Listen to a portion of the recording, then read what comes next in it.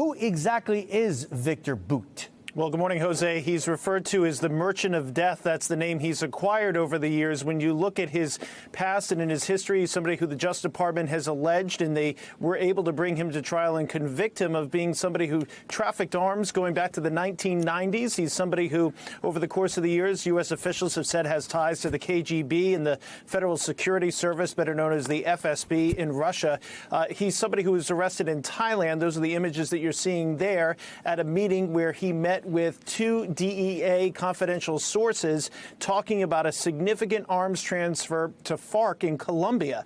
At that time, according to prosecutors, and again, a jury found him guilty of this, he was trying to move 20,000 AK-47s, 700 to 800 surface-to-air missiles, which would have been used to shoot down American planes. We're talking about millions of rounds of ammunition that he was going to sell, as well as high-explosive military-grade C4 to FARC, and that's what he was convicted of at the time.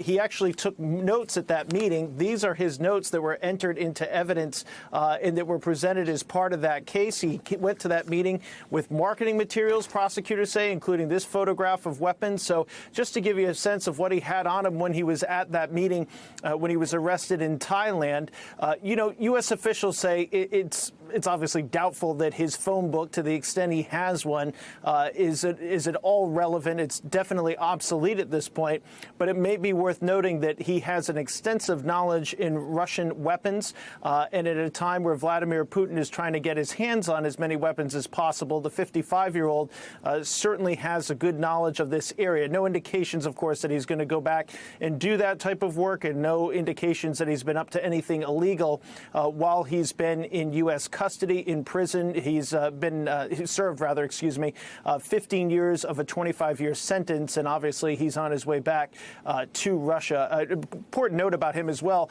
he's somebody who the U.S. has previously said his whole family has ties to the KGB and to Russian intelligence services. So you're looking at the video of him arriving here in the United States, and that was back, as I said, approximately 13, 14 years ago.